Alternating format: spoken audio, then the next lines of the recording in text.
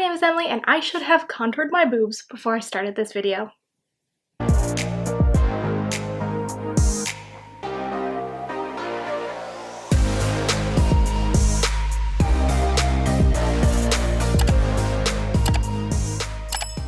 Hello everyone and welcome back to my channel. My name is Emily and today we are going to be talking about my favorite topic ever, besides like Taylor Swift or my cats. Today we are going to be talking about my 2021 luxury wish list. I decided to narrow it down to just 5 things that I have on my wish list because if I read you the whole thing, we would never get out of here. There is one thing on this list that I am most definitely going to be buying and I'm going to save it for the end because it's the best one. So yeah, let's stop talking and let's just get to it. So the first bag that is on my luxury wish list for this year, God. It's the Louis Vuitton On The Go tote. Oh my gosh, this bag makes me want to be reincarnated as a tote bag. I find myself needing a tote bag, like, I don't know, like for work or like when I have things to do. I don't know, I might just be making up reasons that I need a tote bag to justify buying this bag. I love the huge monogram. I love the monogram on the sides of it. I love the double straps. I think it's so much cooler looking than the Neverfull. No shade to the Neverfull. I've said it before, I'll say it again. It's a great bag. It's a level up. Like, it's a level up. I mean, that obviously comes with a level up price tag, which is kind of what has kept me away from it, especially because, like I've said before, I don't love a tote bag, but like, I love this one. It's got a hold on me. It's beautiful.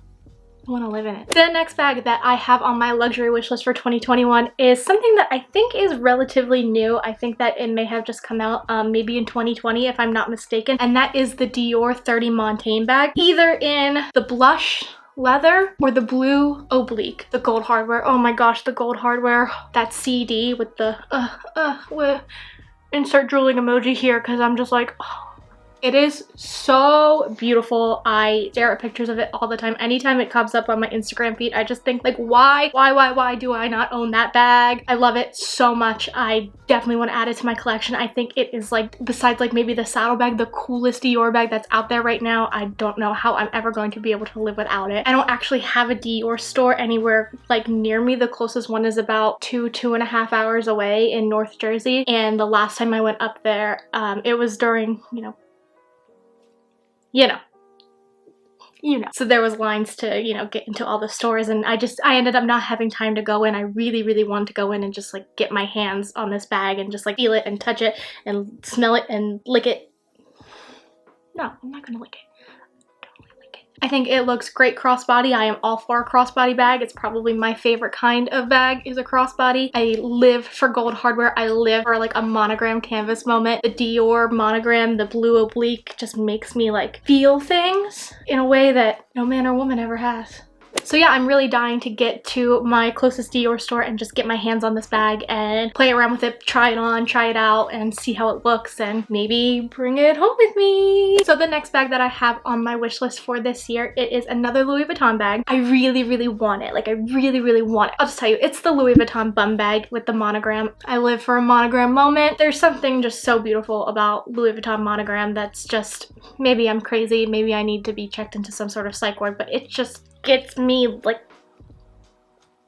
I have the Gucci bum bag. I talked about that one in my last video. I don't think the fanny pack's gonna die again. I really don't. Mark my words. Or don't, because I'm probably wrong. I am a little on the fence with this particular bag just because I do already own a bum bag. Thankfully, for my wallet's sake, anytime that I've been in Louis Vuitton recently, they didn't actually have one available because I think that I probably would have snatched that bitch up. By the way, if you're enjoying today's video, if you like talking luxury handbag, fashion, lifestyle, kind of growing up, personal journey kind of things, then I would definitely love it if you would consider hitting that subscribe button, ringing my bell, and joining me back here. Grab a glass of wine, grab some coffees. I love talking luxury fashion. Like I said, it's probably like my favorite thing to talk about. I could do it all day long. So yeah, definitely think about coming back and joining me here. Okay, so the next luxury handbag, the fourth one that I have on my list, it's kind of vague because I'm not really quite sure, but I really want to add a piece from Saint Laurent. I'm just not really sure which one. Before I bought my Pochette Métis, I was really set on the YSL college bag, however you say that. But now that I have the Pochette Métis, So I'm kind of like, do I really need another like envelope style bag? I'm not really sure about that. I've had my eye on for a little bit now the YSL Nikki bag. I think that bag is gorgeous.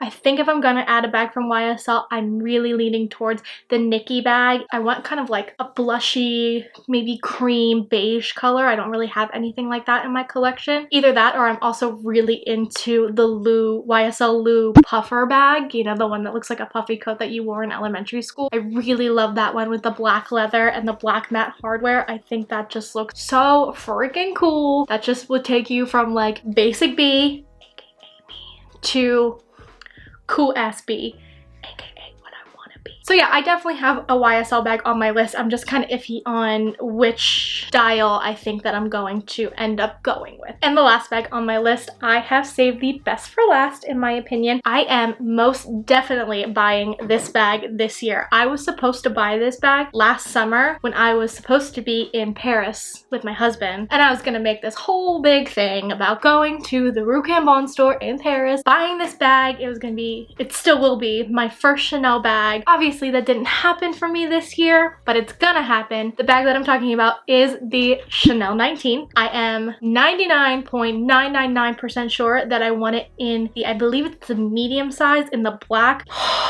This bag makes me feel things. I got to see this bag and try it on in the store a few months ago, and I almost bought it. Almost bought it that day, but I'm holding out. I'm gonna buy this bag this year, whether I buy it in Paris or whether I can't go to Paris and I just go to the store and I go and pick it up. It just, gosh, it is so cool. It is so freaking cool, this bag. And I was wearing it with like the most casual laid back outfit when I went to the store, and I put it on and I went from a 0 to a 10 like that. Just like that. That bag made me Dua Lipa. I have a crush on her. That bag made me Dua Lipa. I always thought that my first Chanel piece, I would buy a classic flap, but kind of like what I talked about in my last video about not buying a classic just because it's a classic. I don't really think a classic flap would go with my style. I don't like a shoulder bag. I really don't. I've never really been a shoulder bag kind of person. I definitely would want a crossbody bag, and it's a little too mature for me. Like I said in my last video, I'm here for a good time. I'm not here for a long time. I want the bag that I buy to work for me now. I don't want to really worry about me in the future. She's got her own problems. She can figure it out herself, okay? She's grown. So yeah, I'm not really worried about,